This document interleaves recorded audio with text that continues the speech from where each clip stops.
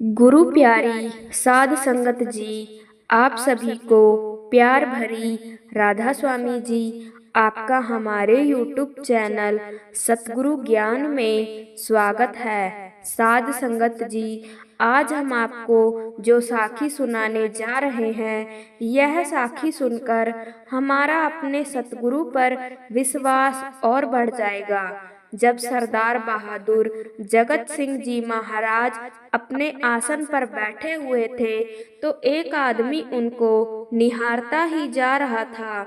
वह केवल उनके नूरी स्वरूप के दर्शन करते हुए उनके पास जाता जा रहा था। जब उनके पास आया तो महाराज जी ने उससे कहा, बरखुरदार, ऐसे क्या देख रहे हो? तो वह बोला, सच्चे पातशाह, मैं तो केवल आपका नूरी स्वरूप ही देख रहा हूँ। मैं चाहता हूँ कि इसी तरह आपका नूरी स्वरूप देखते हुए मैं सचखंड में चला जाऊं। तो महाराज जी बोले, अच्छा, तुम सचखंड जाना चाहते हो तो हम तुम्हें जरूर ले चलेंगे, लेकिन इसके लिए तुम्हें भजन सिमरन डबल करना होगा।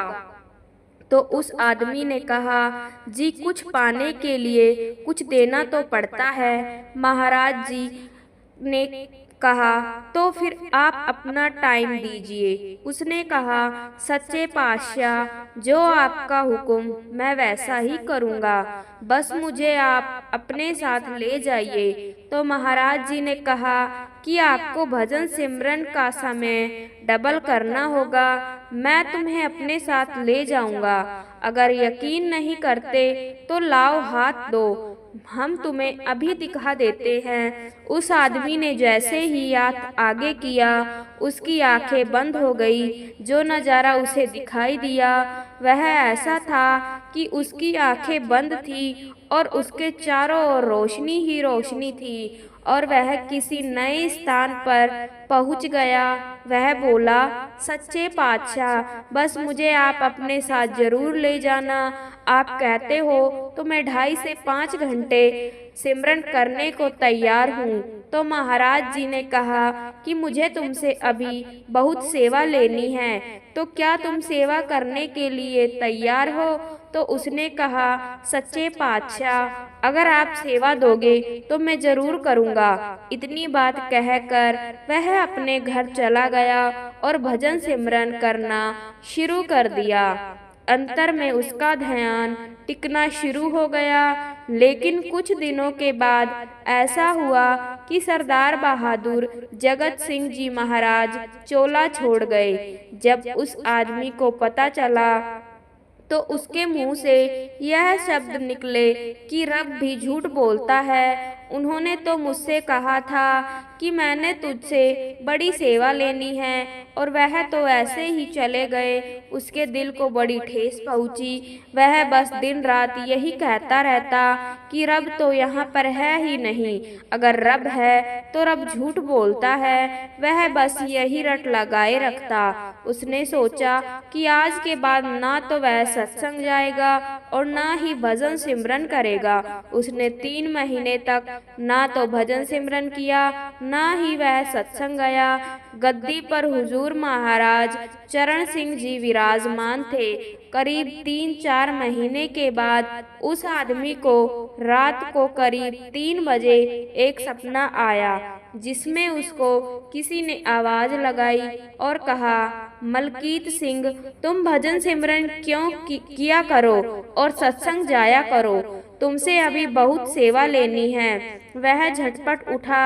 उसने देखा सामने चरण सिंह महाराज जी का स्वरूप था, और जैसे ही उसने उस चेहरे को देखना शुरू किया, वह चेहरा सरदार बहादुर जगत सिंह जी के स्वरूप में बदल गया। अगले ही पल उसने फैसला कर लिया कि कल से वह सत्संग में भी जाएगा और भजन सिमरन सेवा भी करेगा। सुबह उठा तो सबसे पहले वह सत्संग में गया।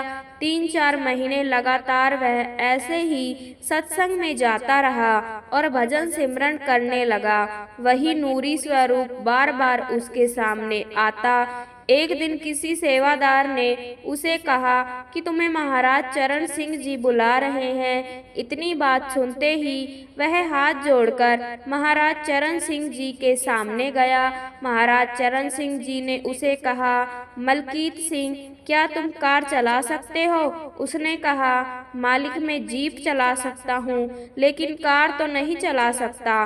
तो महाराज चरण सिंह जी ने कहा, कोई फर्क नहीं है, कल से तुम हमारी कार चलाओगे और ड्राइवरी करोगे। तो गुरु प्यारी साध संगत जी, हम जिस आदमी के बारे में बात कर रहे हैं वह महाराज चरण सिंह जी के ड्राइवर मलकीत सिंह जी हैं। उन्होंने 32 साल महाराज चरण सिंह जी और मौजूदा सरकार के साथ ड्राइवरी की, परंतु कभी भी उसने यह नहीं बोला कि महाराज जी किधर जाना है। चुपचाप उन्होंने अपनी सेवा निभाई और भजन सिमरन पर ध्यान दिया। महाराज चरण सिंह जी ने उसे कहा, मलकीत सिंह, तुमसे अभी बहुत सेवा लेनी है।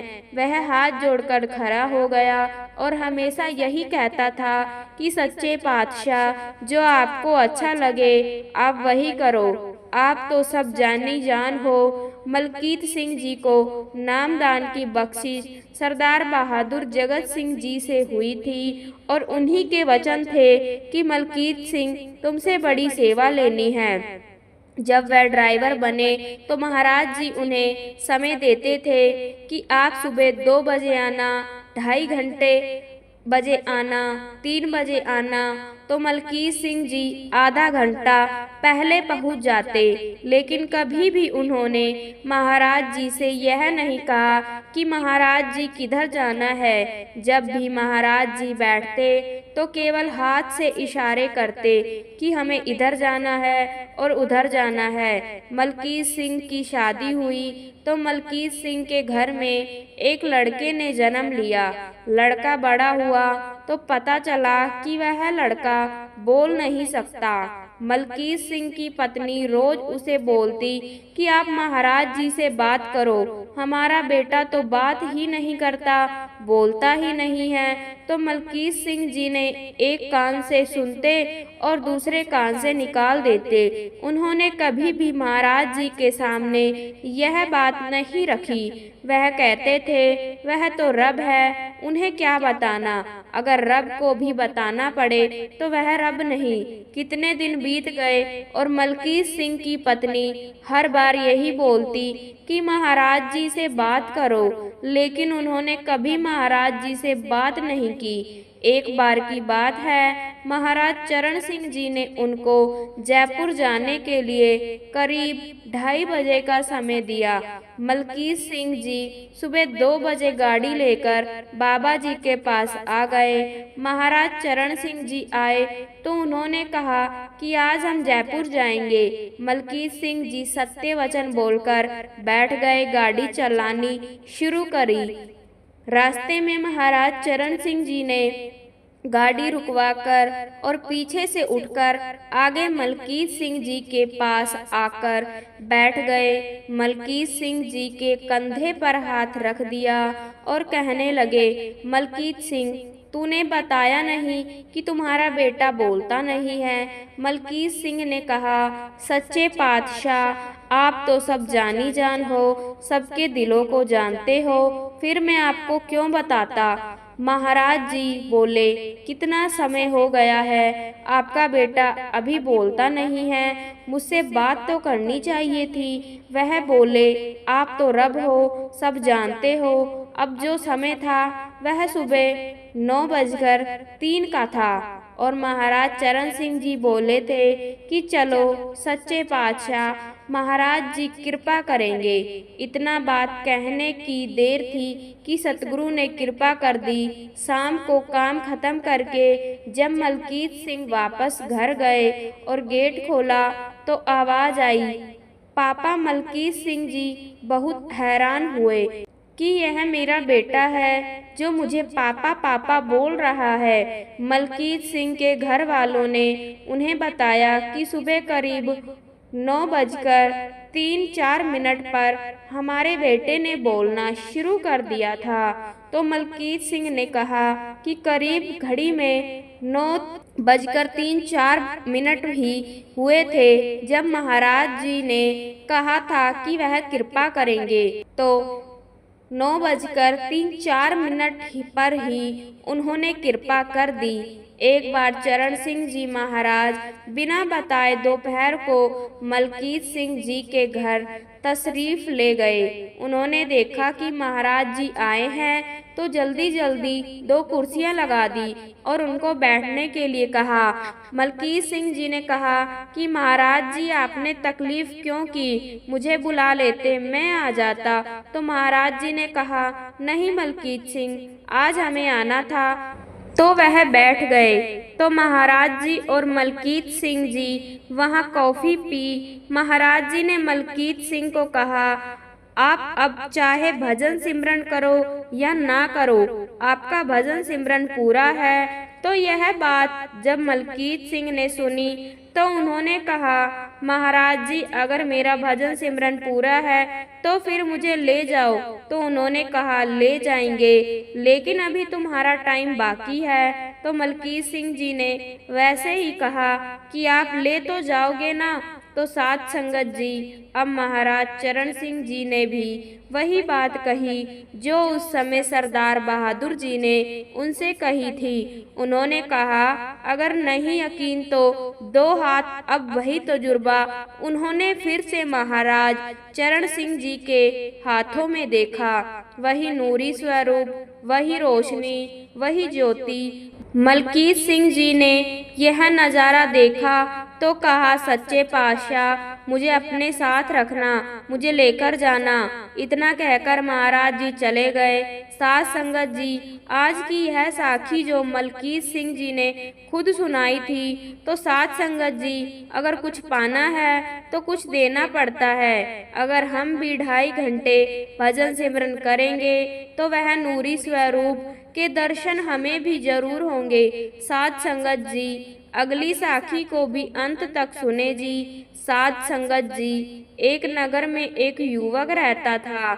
जो अपने जीवन से बहुत परेशान था, क्योंकि जब भी वह किसी चीज की इच्छा करता तो उसकी इच्छा हमेशा अधूरी रह जाती। वह जो भी चाहता था उसे कभी नहीं मिलता, लेकिन वह जो नहीं चाहता था वह उसे अवश्य मिल जाता था। और इसी कारण वह बहुत परेशान था। और एक दिन वह एक बार से कहीं जा रहा था, तभी रास्ते में उसे एक आश्रम दिखाई दिया। उस आश्रम में एक गुरु अपने सभी शिष्यों को उपदेश दे रहे थे।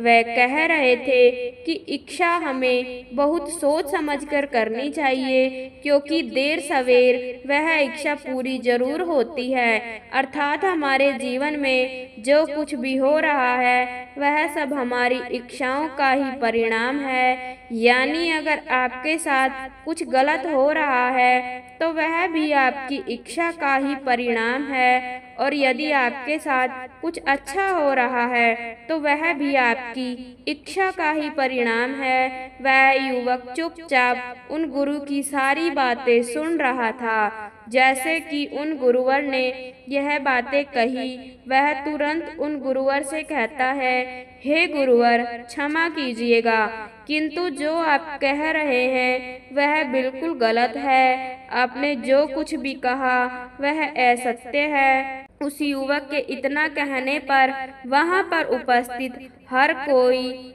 वह उस युवक की तरफ ध्यान से देखने लगता है। और तभी वह युवक उन गुरुवर से कहता है, हे गुरुवर, यदि आप सत्य कह रहे हैं, यदि हमारी इच्छाएं इतनी शक्तिशाली होती है तो हमारी सारी इच्छाएं क्यों नहीं पूरी होती? जो भी हम दिन रात सोचते हैं वह आखिर पूरा क्यों नहीं होता? और वैसे भी कोई भी व्यक्ति अपने बारे में बुरा क्यों सोचेगा? वह अपना बुरा क्यों चाहेगा? किंतु फिर भी अधिकांश लोगों के साथ हमेशा बुरा ही होता है। ऐसा क्यों? इस पर गुरु मुस्कुराने लगे और उस युवक से कहते हैं, यह बात बिल्कुल सही है कि हमारी जिंदगी में जो कुछ भी चल रहा है वह सब हमारी इच्छाओं का ही परिणाम है, पर हम इस बात को स्वीकार नहीं करना चाहते और हम इन बातों को इसलिए स्वीकार नहीं करते क्योंकि हम तो अपने बारे में हमेशा अच्छा ही चाहते हैं, हम अपना भला ही चाहते हैं, हम तो हमेशा खुशियाँ और सुख ही चाहते हैं, लेकिन उसके बावजूद भी हमें दुख ही प्राप्त होता है। इसका कारण भी हमारी इच्छाएं ही है। आगे गुरुवर उस युवक से कहते हैं, इच्छा क्या होती है, इसे थोड़ा समझने का प्रयास करो। हमारे शरीर में जो इंद्रियां हैं और यह सभी इंद्रियां अपने अपने क्षेत्र में बाहरी दुनिया की चीजों को समझने का प्रयास करती है। जैसे आँख देखने का कार्य करती है और जब वह देखती है तो एक चित्र बनाकर वह दिमाग को भेजती है, दिमाग उसका अनुमान लगाता है और जब वह चीज उसे पसंद आ जाती है तो मन उसे पकड़ लेता है और जैसे ही मनुष्य चित्र को पकड़ता है वह बार बार उसे देखना चाहता है और बार बार होने की यही प्रवृत्ति धीरे धीरे इच्छा का रूप लेने लगती है और जब यह और बड़ी होती है तो हम इसे और देखना चाहते हैं, इसे छूना चाहते हैं, इसे अपने पास रखना चाहते हैं, हम उसे समझना चाहते हैं कि आखिर यह चीज कैसी है। दिमाग उसका विश्लेषण करता है और मन तक वह संदेश भेजता है और एक बार यदि मन को वह चीज अच्छी लग जाती है तो फिर बार बार वह उस चीज को छूने की इच्छा करता है। जो चीज हमारी आंखों से शुरू हुई थी वह अब बड़ी होती जा रही है। फिर अगर वह चीज कुछ खाद्य पदार्थ है तो वह जो भी इच्छा पैदा करेगी वह खाने के लिए करेगी और ठीक इसी प्रकार से हमारी सारी इंद्रियां बाहर से जानकारी इकट्ठा करती है और दिमाग को भेजती रहती है और वह सारी बातें, वह सारी जानकारियां दिमाग से होकर मन तक पहुंचती है और उन सब के आधार पर ही हमारे मन में इच्छा पैदा होती है। आपकी इंद्रियों की लालसा ही आपके मन में इच्छाओं का रूप धारण करती है। किंतु अब ऐसा भी नहीं है कि आपकी इंद्रियां बुरी चीजों को आकर्षित करती है, नहीं, वह तो केवल अपने विषयों की तरफ भागती है, उनकी तरफ आकर्षित होती है। जैसे हमारे कान सुनने का काम करते हैं वैसे ही हमारी जीभ भी कान का कार्य नहीं कर सकती और ना ही हम हमारे कान हमारे हाथों का कार्य कर सकते हैं। यह सारी गड़बड़ आपके मन के स्तर पर होती है। आगे गुरुवर उस युवक को समझाते हुए कहते हैं, बेटा, हम सभी का शरीर एक जैसा है और इससे कोई भेदभाव नहीं है। यह एक तरीके से ही काम करता है, किंतु फिर भी हम सभी अलग अलग हैं, हम सभी का व्यवहार अलग अलग है और इसका एक कारण हमारा मन है। जन्म के साथ ही हम अपने मन को लेकर आते हैं और इसमें भावनाएं पहले से ही बनी रहती है और उन्हीं भावनाओं के आधार पर बच्चे का व्यवहार भी निर्धारित होता है। इस समय जो भी भावनाएं तुम्हारे मन में उत्पन्न हो रही है, यह भावनाएं तुमने कमाई हुई है और हमारी भावनाओं से मतलब अपने आप से मत लगाना, क्योंकि आपका सफर जन्म से लेकर मृत्यु तक का ही है। उसके बाद आपका यह शरीर पूरी तरह से नष्ट हो जाएगा और आपकी कहानी हमेशा हमेशा के लिए खत्म हो जाएगी, आपका अस्तित्व खत्म हो जाएगा। पर आपने जो भावनाएं अपने भीतर कर्मों को लेकर बना रखी है वह हमेशा जीवित रहेगी, वह कहीं और जन्म लेगी और इन्हीं भावनाओं के साथ वह आगे बढ़ेगी। हाँ, यहाँ पर एक बात और समझने वाली है कि वह आप नहीं होंगे, परंतु उनमें जो ऊर्जा होगी वह एक ही होगी और इसी कारण से हर एक व्यक्ति का व्यवहार अलग अलग होता है, उनकी इच्छाएं अलग अलग होती है, सोचने और समझने की शक्ति अलग होती है। इसे एक उदाहरण के तौर पर समझते हैं। मान लो तो एक अकेली लड़की सुनसान सड़क पर रात को अकेले जा रही है और वहां पर उपस्थित कुछ लड़के उसे देख रहे हैं। देखने का कार्य सभी कर रहे हैं, देखने का कार्य उनकी आंखें कर रही है और उन सभी की आंखें एक ही तरह से दिमाग को संकेत भेजती है, किंतु उनका दिमाग अलग अलग निष्कर्ष निकालता है। कोई उसी लड़की को अपनी माँ के रूप में देखता है तो कोई उसी लड़की को अपनी बहन के रूप में देखता है, जिस कारण उन्हें यह चिंता सताने लगती है कि पता नहीं यह अकेली लड़की अकेले घर कैसे पहुंचेगी। वहीं पर कोई व्यक्ति उसकी खूबसूरती का कायल हो जाता है और उसकी भावनाएं उसके मन में तरह तरह के विचार उत्पन्न करती है कि काश यह उसकी पत्नी बन जाए। वहीं पर कोई व्यक्ति उस लड़की को काम वासना की नजरों से देखता है, वह उसके कपड़े से ढके हुए बदन को घूरता है और वहीं पर कोई ऐसा व्यक्ति है जो उसे देखकर भी अनदेखा कर दे रहा है, क्योंकि उसे इस बात से कोई फर्क नहीं पड़ता। वह उसके बारे में सोच तक नहीं रहा क्योंकि उसका मन किसी और चीजों में व्यस्त है। उसके मन में तरह तरह की समस्याएं और चिंताएं भरी हुई है। तो यहाँ पर कहने का अर्थ यह है कि यहाँ पर आंखों से फर्क नहीं पड़ता, बल्कि मन में उठ रही उन भावनाओं से फर्क पड़ता है। इसी प्रकार आपके आसपास क्या हो रहा है इससे फर्क नहीं पड़ता, पर उसे देखकर आप क्या समझते हो इस बात से जरूर फर्क पड़ता है। वास्तविकता में हमारा मन ब्रह्मांड से जुड़ा हुआ है और यह सर्वशक्तिमान का घर है जो सब कुछ संचालित कर रहा है, परंतु वह कुछ नहीं कर पाता क्योंकि आपके मन में पहले से ही बहुत सारी जानकारियां भरी पड़ी है। आपका मन इच्छा, कामना, वासना और यहाँ तक कि अनेक प्रकार के विचारों से भरा पड़ा है और हर रोज यह भावनाएं, यह विचार गुणात्मक रूप से बढ़ते जा रहे हैं और इनका कोई अंत भी नहीं है। उदाहरण के लिए मान लीजिए आप किसी कक्षा में प्रवेश करते हैं जहां बच्चे लगातार शोर मचा रहे हैं और उन्हें नियंत्रित करने के लिए वहां पर कोई भी अध्यापक नहीं है। ऐसी अवस्था में जब बच्चे शोर मचा रहे हैं तो आप किसी की बात अच्छी तरह से समझ नहीं पाएंगे। यहाँ पर कौन क्या कह रहा है यह आपको समझ में आएगा ही नहीं, किंतु जब आप थोड़ी और भीतर जाते हैं तो वहाँ पर एक ऐसा बच्चा बैठा हुआ है जो बिल्कुल शांत है और वह आपसे शांति की भाषा में बात कर सकता है, क्योंकि यह ऐसी भाषा है जो केवल एहसास पर चलती है। और जब आप उस कक्षा में बैठकर अपनी आंखें बंद करेंगे तो आपको लगातार केवल शोर ही सुनाई देगा, जिसमें बहुत सारी आवाजें होंगी और जिनका कोई भी मतलब नहीं होगा। इस प्रकार हमारे मन में तरह तरह के शोर चलते रहते हैं, तरह तरह की भावनाएं, तरह तरह के विचार चलते रहते हैं, जिस कारण हम यह समझ नहीं पाते कि हमें कौन से विचार को सुनना चाहिए, कौन से विचार पर कार्य करने चाहिए, और इसी कारण हम उस शोर से अधिकांश भटक जाते हैं। हम सही आवाज तक पहुंच नहीं पाते और इसी कारण हमसे अधिकांश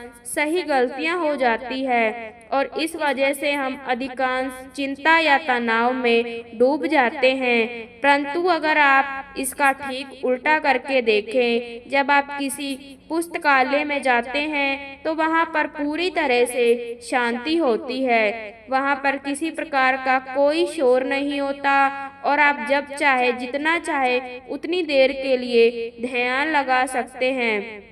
वहाँ पर यदि आप अपनी आंखें बंद करके भी ध्यान से सुनने का प्रयास करेंगे तब भी वहाँ पर आपको शांति ही मिलेगी। वही शांति उस कक्षा में भी थी, किंतु वह आपको सुनाई नहीं दे रही थी और यह शांति चारों तरफ है, बस हम उसे देख नहीं पाते, उसे महसूस नहीं कर पाते। आगे गुरुवर उस युवक को समझाते हुए कहते हैं, बेटा हमारा मन ही उस परम शक्ति का घर है, पर वह शांति में रहते हैं और वही सन्नाटा उनकी आवाज़ है। वह एहसास में बात करते हैं, वह हमसे शब्दों से बात नहीं करते, इसीलिए कभी भी आप उनकी बात सुन नहीं पाते, क्योंकि आप तो अपने मन के उस शोर में फंसे हुए रहते हैं। अनगिनत इच्छाओं के कारण आप उस एक इच्छा तक नहीं पहुंच पाते जो आपको सचमुच पूरी करनी है, और इसी कारण आपकी वह इच्छा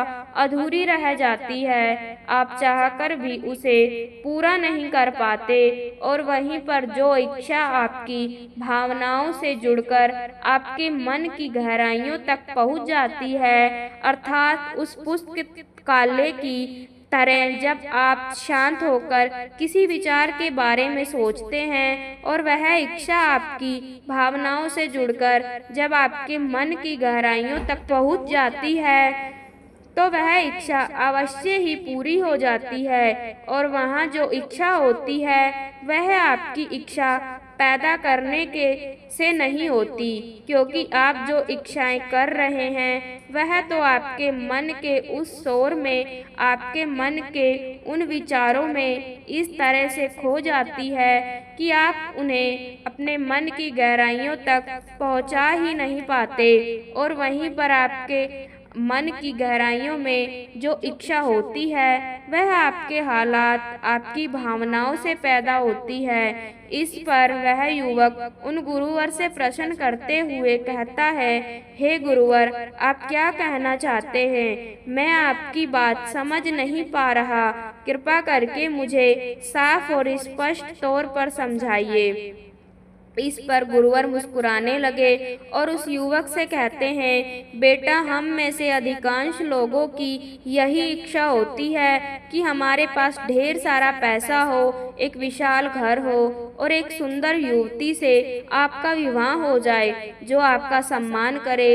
इसी प्रकार आपकी कई सारी बड़ी बड़ी इच्छाएं होती है, लेकिन उन्हीं इच्छाओं के नीचे कुछ छोटी छोटी इच्छाएं भी होती है, और उन छोटी छोटी इच्छाओं के नीचे भी बहुत सारी और भी छोटी छोटी इच्छाएं होती है। इसी तरह से इन सभी इच्छाओं का एक दलदल सा बन जाता है, और यह आपके मन के ऊपरी हिस्से में शोर मचाती रहती है। और यही कारण है कि जब आप किसी बात को समझने की कोशिश करते हैं तो उससे पहले आपको यह शोर सुनाई देता है और आप किसी और बात में फंस जाते हैं और कहीं और बह जाते हैं। आपने तो पैसा कमाना चाहा था, लेकिन आपके उन विचारों ने आपको कहीं और ही पहुंचा दिया, और इसका एकमात्र कारण है कि आपकी इच्छाओं का एक पूरा दलदल आपस में उलझा पड़ा है। इतनी सारी इच्छाओं का एक साथ पूरा होना लगभग नामुमकिन सा हो जाता है, और अगर हो भी गई तो आप एक दलदल में फंस जाएंगे। परंतु आपको यहाँ पर एक बात समझने की आवश्यकता है कि यह सारी इच्छाएं सिर्फ एक इच्छा के कारण ही पनप रही है, और वह इच्छा आपकी जानकारी के बिना आपके अंत मन की गहराइयों में बनी हुई है। इस पर युवक एक बार फिर उन गुरुवर से प्रश्न करते हुए कहता है, किंतु हे गुरुवर, वह कौन सी इच्छा है? आपने तो बताया कि हम जो भी इच्छा कर रहे हैं वह एक दलदल के रूप में है, और वह हमारे मन के ऊपरी हिस्से पर ही है। तो फिर हमारे मन की गहराइयों में कौन सी इच्छा है? इसका जवाब देते हुए गुरुवर कहते हैं, बेटा, याद रखो कि यह इच्छा शब्दों में नहीं होती, यह तो भावनाओं में होती है। आपकी भावनाएं अपनी समझ के अनुसार आपके मस्तिष्क को एक संदेश भेजती है कि आपको इस चीज की कमी है, और वह उस कमी को पूरा करने के लिए आपका मस्तिष्क यह संदेश आपके मन तक पहुंचा देता है, और फिर आपकी भावनाएं इस इच्छा पर और भी इच्छाएं निर्मित करती चली जाती है। इस कारण अंत में हमारी यह इच्छा पूरी हो जाती है कि आपके पास कोई कमी है, और हमेशा ही हमारे पास कुछ ना कुछ कम होता ही है। फिर हम चाहे कितनी भी ऊंचाइयों तक क्यों ना पहुंच जाएं, फिर चाहे हमारे पास कितना भी पैसा या बड़ा घर क्यों ना हो, लेकिन हमेशा आपके पास कुछ ना कुछ कमी रह ही जाती है। आगे गुरुवर उस युवक को समझाते हुए कहते हैं, मान लो कि एक युवक है जो यह चाहता है कि उसे एक सुंदर युवती मिले जिससे वह विवाह कर सके, और इसी कारण वह एक युवती के चेहरे में अपनी पत्नी के चेहरे को ढूंढता है, किंतु उसके अंतर मन में जो भावना है उसमें कहीं न कहीं एक डर बैठा हुआ है, और उसे यह डर है कि कहीं उसे ऐसी ही ना मिल जाए जो उसे धोखा दे दे, और तब कुल मिलाकर उसकी इच्छा भावनाओं में बह जाती है। और इस भावना का अर्थ यह हुआ कि उसे एक ऐसी लड़की चाहिए जो उसे धोखा दे ना दे, परंतु सुंदर, और आपको इसका पता भी नहीं चलता। और इसी कारण हमारे जीवन में सब कुछ उथल पुथल मचा रहता है, क्योंकि हम अपनी भावनाओं के कारण बहुत कमजोर हो जाते हैं। हमारे भीतर जो डर बैठा हुआ है वह हमारी भावनाओं से जुड़ा होता है, और इस डर के कारण हम एक सटीक और सही फैसला पैदा नहीं कर पाते। हम हर चीज में डरते हैं। जैसे यदि आप कोई कार्य शुरू करना चाहते हैं तो उस वक्त भी आपके मन में तरह तरह के प्रश्न होते हैं। क्या यह कार्य मैं सही रहूं पाऊंगा? यदि मैं नहीं कर पाया तो क्या होगा? इसी प्रकार का डर आपके परिणामों को बदल देता है, और आखिरकार आपको वही मिलता है जो आप नहीं चाहते। आपके मन में हमेशा चलता रहता है कि कहीं ऐसा ना हो जाए, कहीं वैसा ना हो जाए। यदि ऐसा हो गया तो क्या होगा? यदि वैसा हो गया तो क्या होगा? और यही सारे डर हमारी भावनाओं से जुड़ जाते हैं, और यह भावनाएं इच्छा बनकर अंत मन की गहराइयों में पहुंच जाती है, और वह परम शक्ति आपकी इच्छा को पूरा भी कर देती है। रात्रि को सोने के बाद एक ऐसा वक्त आता है जब आप कुछ नहीं होते, आपका अस्तित्व नहीं होता, ना कोई रिश्ता होता है और ना कोई नाता, और ना ही किसी से कोई संबंध, यहाँ तक कि आपका खुद से भी संबंध टूट जाता है। उस समय आपके सारे विचार और आपकी सारी भावनाएं समाप्त हो जाती है, और इस समय आपके अंतर मन की गहराई में पड़ी हुई भावनाओं को पढ़ा जाता है, और उसी इच्छा को पूरा करने के लिए प्रयास चालू हो जाता है। कभी कभी आप उस स्थिति से बाहर निकलते हैं और आप सपने देखने लगते हैं। इन सपनों में आपके अंतर मन की गहराइयां में पड़ी हुई उन इच्छाओं की ही झलक होती है। भविष्य में आपके साथ क्या घटित होने वाला है इसकी भी झलक आपको नजर आती है, परंतु यह सपने जब आप सुबह जागने वाले होते हैं तभी आपको नजर आते हैं। वैसे तो रात भर आपकी इच्छाओं के सपने आपके भीतर चलते ही रहते हैं, भले ही आपको याद रहे या ना रहे। सभी युवक उन गुरुवर से हाथ जोड़कर प्रश्न करते हुए कहता है, हे गुरुवर, जैसा कि आप बता रहे हैं कि हम अपनी इच्छाओं पर नियंत्रण नहीं कर पा रहे, और हमारे भीतर जो बैठा हुआ डर है उस कारण हम जो चाहते हैं वह हमें नहीं मिलता, बल्कि हम जो नहीं चाहते वो हमें मिल जाता है। तो कृपा करके मुझे कोई ऐसा मार्ग बताइए जिससे हम अपनी इच्छाओं पर नियंत्रण कर सके, जिसे हम जो चाहते हैं उस तरह की सटीक भावना उत्पन्न कर सके जो हमारे अंतर मन की गहराइयों तक पहुंच सके। इस पर गुरुवर मुस्कुराते हुए उस युवक से कहते हैं, बेटा, इसका बहुत ही सीधा और सरल तरीका है।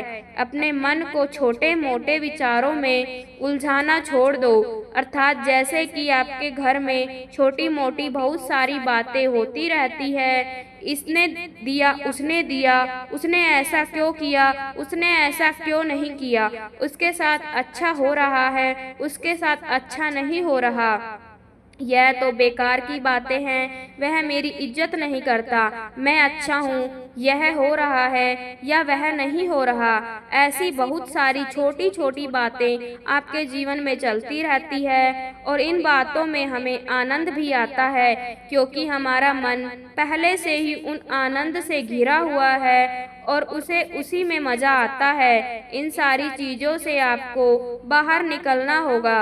अपने मन को इन छोटी मोटी बातों से निकालना होगा और अपने मन को शांत करना होगा। जब आप इन छोटी मोटी बातों पर ध्यान नहीं देते, इन्हें पूरी तरह से आप छोड़ देते, आगे बढ़ जाते हैं, तब आपका मन धीरे धीरे शांत होना शुरू हो जाता है और शांत मन में आप अपनी भावनाओं को अच्छी तरह से देख सकते हैं। आप अपने आप को जान सकते हैं। जब हम कहते हैं कि अपने आप को जानो, तो वास्तव में आप अपनी भावनाओं को जान रहे होते हैं कि आप क्या कह रहे हैं। और यदि वास्तविकता देखी जाए तो अभी आप एक ऐसी कक्षा में हैं जिसका अध्यापक गायब है और वहां पर बैठे हुए सभी बच्चे शोर मचा रहे हैं, किंतु आपको तो पुस्तकालय में होना चाहिए जहां शांति है, ज्ञान का भंडार है। वहाँ किसी भी अध्यापक की कोई जरूरत नहीं, केवल आप ही काफी हैं। और अगर आप यह सब नहीं कर पा रहे तो आपको अपने मन को एक संकल्प से बांधना होगा, इसका अभ्यास करना होगा, तभी आप अपनी इच्छाओं की पूर्ति कर पाएंगे। जो आप चाहते हैं वह आपको मिल पाएगा। इस पर वह युवक एक और प्रश्न करते हुए उन गुरुवर से कहता है, हे गुरुवर, मैं अपने मन को संकल्पों में किस प्रकार बांधूं? क्या इसका कोई उपाय है? इस पर गुरुवर उस युवक से कहते हैं, बेटा, मन को संकल्पों में बांधने का एक बड़ा ही आसान तरीका है कि आपको जो चीज चाहिए आप उसे मन में बार बार दोहराते रहिए। खासकर रात को सोने से पहले आपके मन में जो भी इच्छाएं हैं आप उसे दोहराते रहें। आप जो भी पाना चाहते हैं उसे बार बार बोलते रहें। इसे तब तक दोहराते रहें जब तक कि वह आपके मन में बार बार खुद से ना उठने लगे, यहाँ तक कि जब तक आपको सोने के बाद आपके सपनों में भी वह चीजें आपको दिखाई ना दे।